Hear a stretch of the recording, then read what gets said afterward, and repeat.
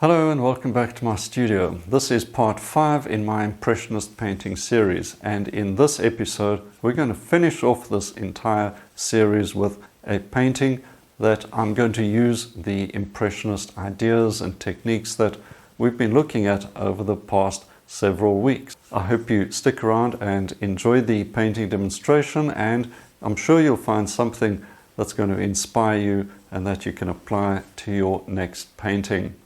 Let's take a closer look.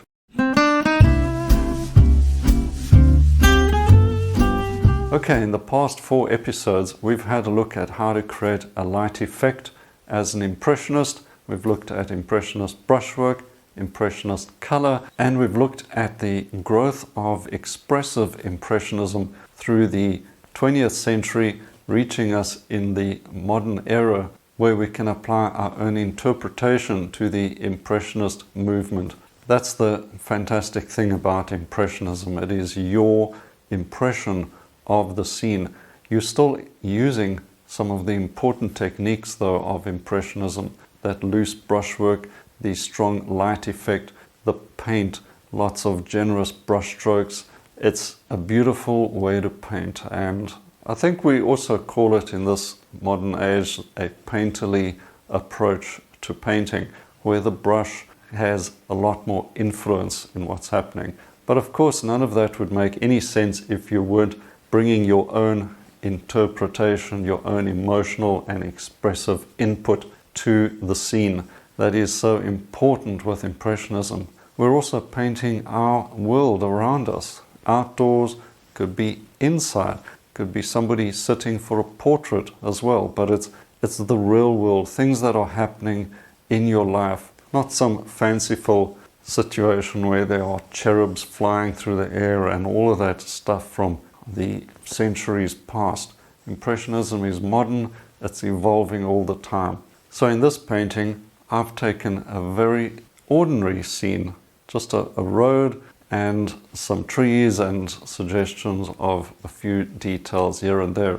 Something that most people would regard as very mundane and they wouldn't give it a second thought.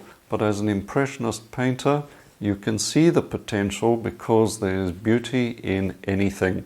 You just have to bring yourself to it and be open to the possibilities.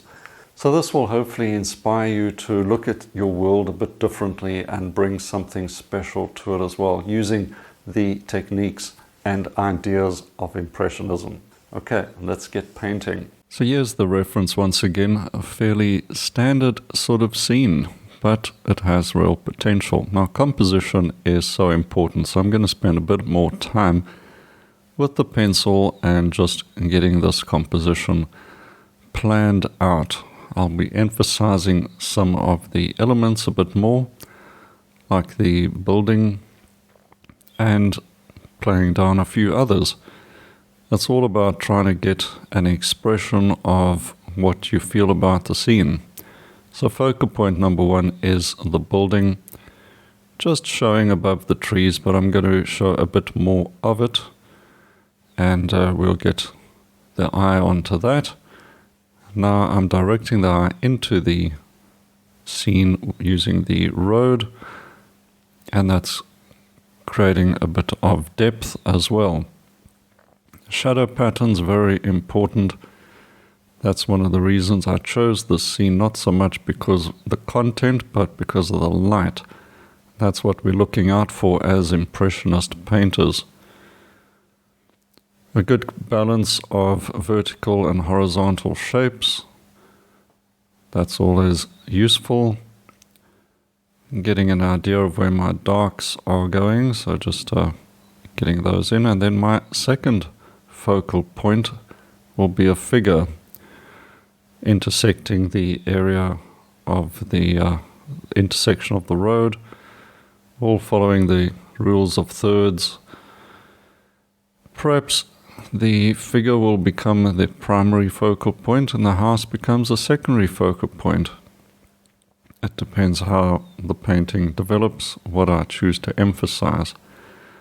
At the palette, pretty much a standard palette for me, although I've added orange for sake of convenience, because orange is going to feature Because I looked at the scene and I can see a lot of orange light.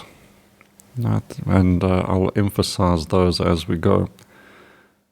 The sky is pretty much blown out in the photo. That's quite typical of photos of scenes like this, but I'm making the sky lean to a yellow, so titanium white and a bit of lemon yellow.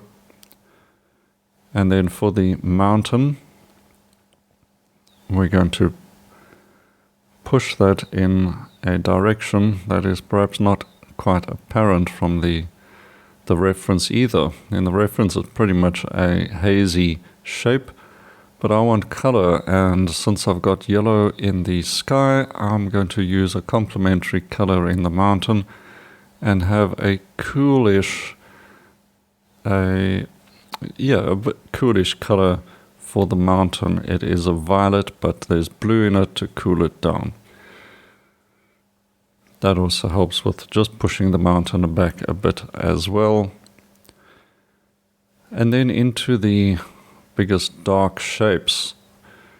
So I'm basically working from the sky down, and I could have started with the darkest shapes, but that's a working practice you can adapt. So a lot of blue in the shadows, following also the idea of cool blue shadows in Impressionist painting. So cerulean and ultramarine are my two coolest colors. Using a bit more ultramarine for these darks, but bringing cerulean, I should say, later into it. Colorful shadows, that's what we're after. It's not a black shape, it's a colorful shadow. Very important Impressionist idea.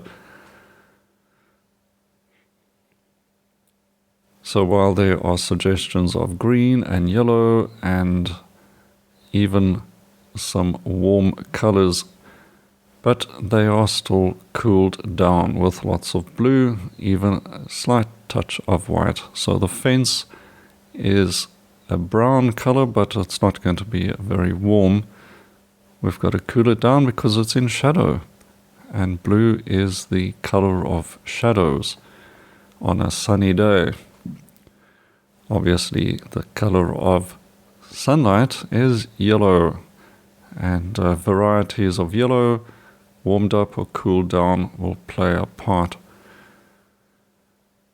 Now I'm looking for shapes all around the building and down the road, and trying to see them as a shape, a flat shape at first, not as a particular kind of tree, but more of what is that shape.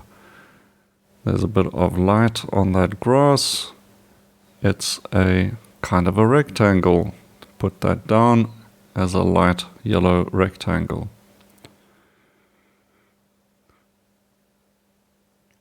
Highlights and rim lighting around the shadow trees, etc. Put that down as simply a long light shape next to the cool dark shape. By training your eye and mind to see the shapes, you get to simplify the painting, but still it will fall into place. The viewer will be left in no doubt that it's a sun-filled shape or a shape in shadow. I'm also using quite a lot more paint in the light areas and a bit thinner in the shadows. That creates a spatial effect as well. You do take note of that. You may not even realize it, but in your mind's eye, you've processed the textures and shapes differently.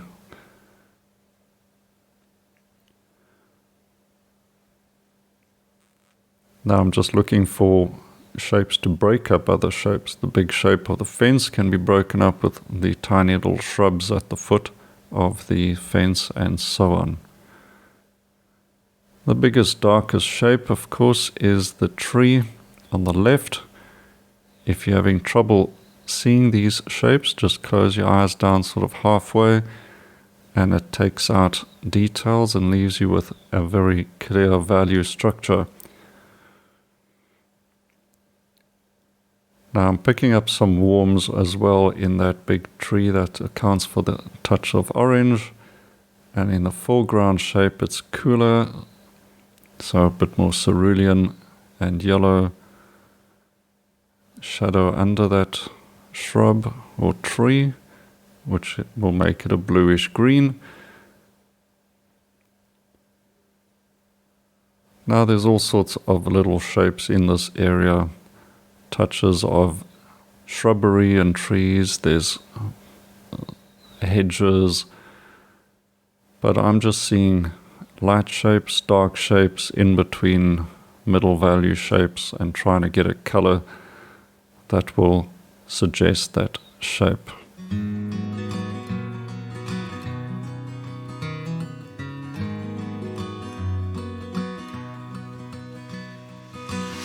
Ultimately, by the end of this painting, it must look like a light-filled scene with some interesting color and a few interesting shapes as well. But overall, colorful and light-filled. That's the order that you have when you do an Impressionist painting. Now there's a strong bit of light in this left foreground. I've got to match it up with the light across the road. So pretty much just yellow and white. And you can warm it up even further. You could add a deep yellow, you could add a touch of orange. All of these things help to communicate the color temperature of the scene as well. What sort of light is it? Is it warm light? Is it cool light?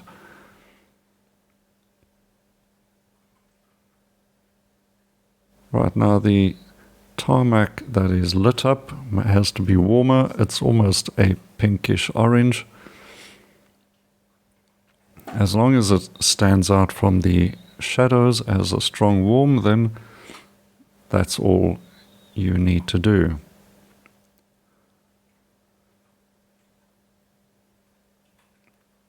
Just putting quite a bit of paint and dragging it over.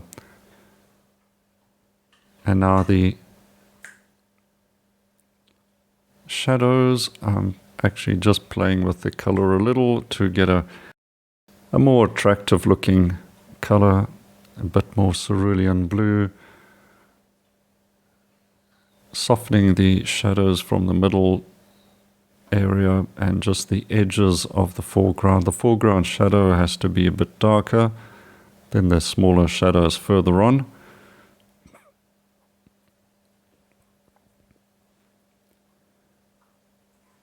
And from this point, it's very much an expressive decision, putting little sky holes, breaking up the shadow, adding touches of pinks and reds, just remaining within the value structure of a light shape, a light warm shape. But this little touch of blue, for instance, it might not be there, but it's simply adding to color harmony for me. Repeating colors is important. The building is pretty much in shadow. There'll be some highlights on it, rim lighting, but pretty much all in shadow. Light, dark, there's that rhythm, or that sort of staccato rhythm of lights, darks, warms and cools. Keep shapes, breaking up other shapes. Don't let things get too, let's say, too placid. You don't want your painting to just be flat. You want a rhythm of shapes, warms and cools, lights and darks. Complementary colors, adding a little touch of excitement and vibration to the overall effect. Now this is a very small painting surface, more or less 10 by 12. I'm just using some Archer's paper for oils. But it's also to show you how much you can actually bring into a small painting surface. It doesn't have to be a large canvas. And when you're practicing and learning your colors, work on a small 10 by 12, perhaps even a 6 by 8, and get a feel for Impressionist colors, especially if you're not used to them.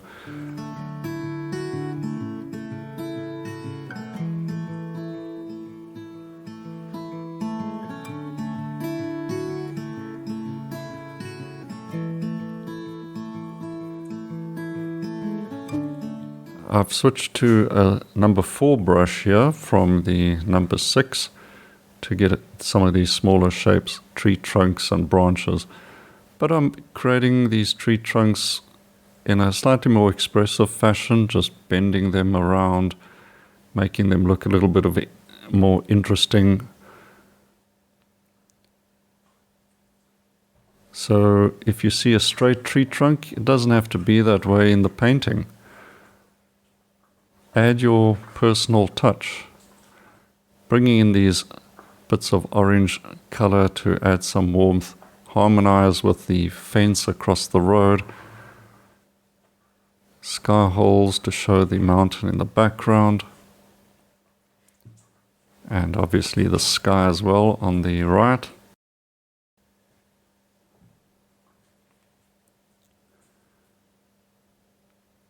Now I want some nice color touches, so I'm getting these desaturated oranges, pinkish colors.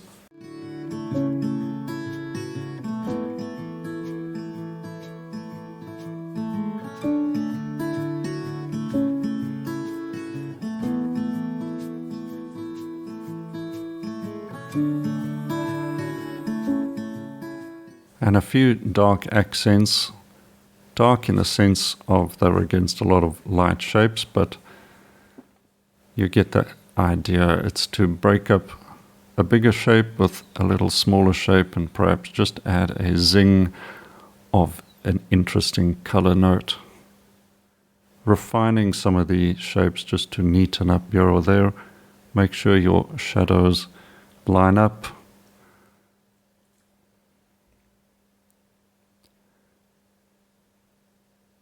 Color notes, drop in a color note here or there, an interesting one. Bit of direct light on a tree trunk or a branch, make it orange. You can always change it if it looks jarring or it's too much. But you may have to desaturate some of these intense colors. Just orange straight out the tube onto the canvas may not look right. It may be far too saturated. You've got to put a touch of a complementary color into it and just take away some of that over-saturated color. So be careful. Overall, your colors must look like they're part of a scene. And that's what we call harmonizing with the other colors.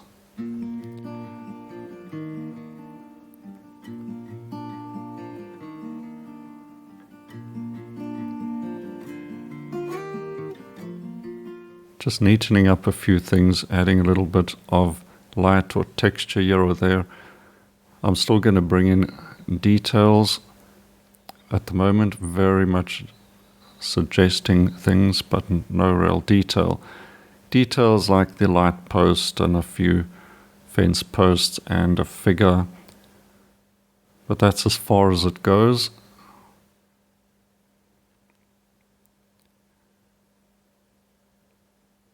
These little orangey colors actually just are zings against the sort of bluish colors of the shadows.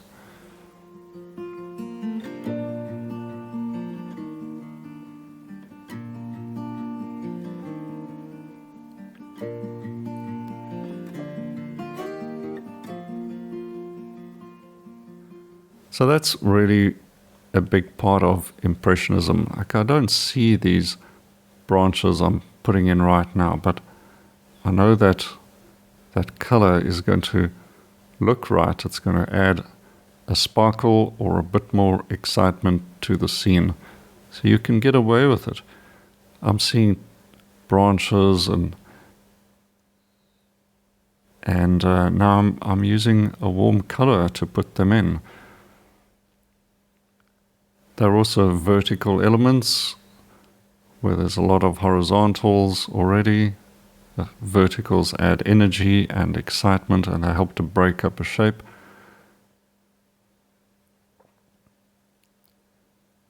Very much a decision of how many of these shapes do you add in. The tendency will be that you'll overdo it at first and then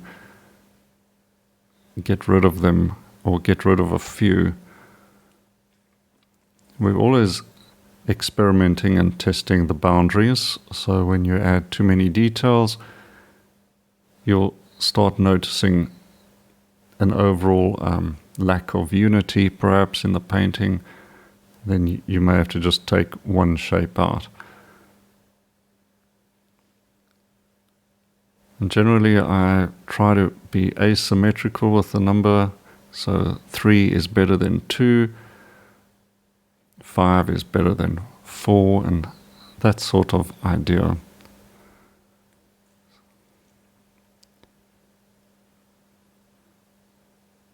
I'm warming this shadow up just a touch with a bit of violet, because there'll be a lot more indirect light filtering in to those smaller shadows.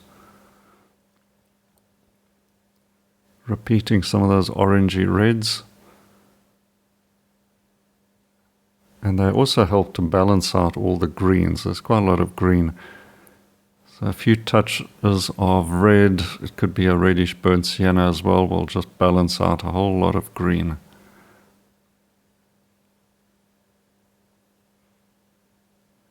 Shadows under the eaves of the roof are quite important.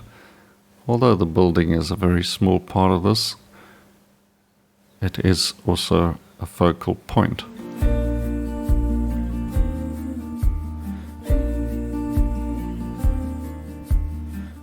Looking for a few final touches here or there before I get into the fence posts,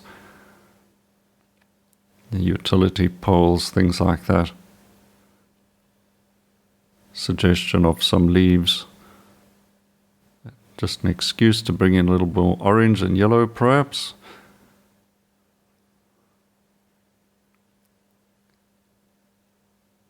So design your painting. This is the big point. You're not doing an illustration or an architectural drawing. You're creating an impression, an expressive point of view to the scene, how you feel about it.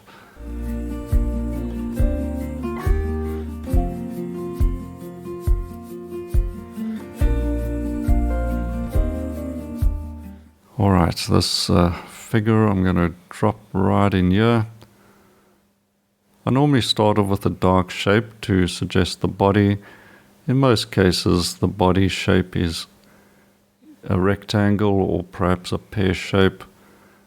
Then I'll put in the legs, which can be a little longer. Suggest arms. Use a warmish color for the face. Covers just about every eventuality.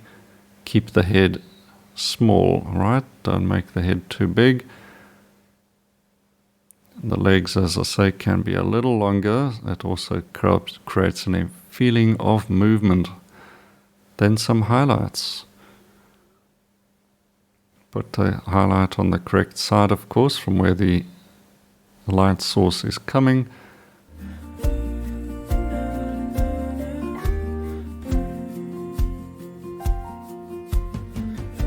Now I've used quite a bright red on the figure there, so it does really get some attention, but it helps also to create some dimension as well, relating the figure to the scene.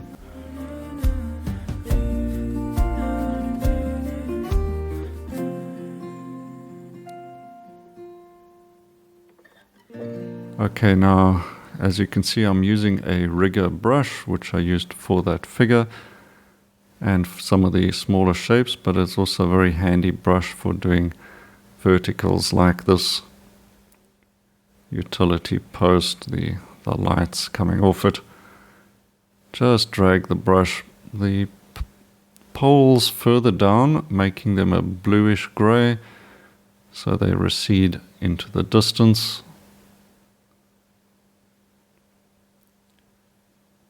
So we're pretty much done with this scene. One or two accents here or there, tidy up a shape, but I can't really fit in too much more information without making the painting a little too fussy. Perhaps it's already borderline, but I think it's now an interesting painting, but more importantly, it's got some nice light. Good light and shadow, and also some warmth in the light, which I want to really be certain about where the light is and where the shadows are. You don't want something all middle value and in between. You really need to push the contrast between light and dark so the viewer is left in no doubt. Another Impressionist concept, of course, be clear in your communication of light and atmosphere. And then have fun with your colors.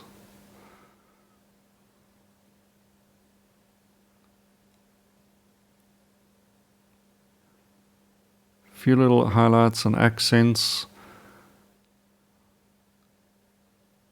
And then assess, stand back, have a look.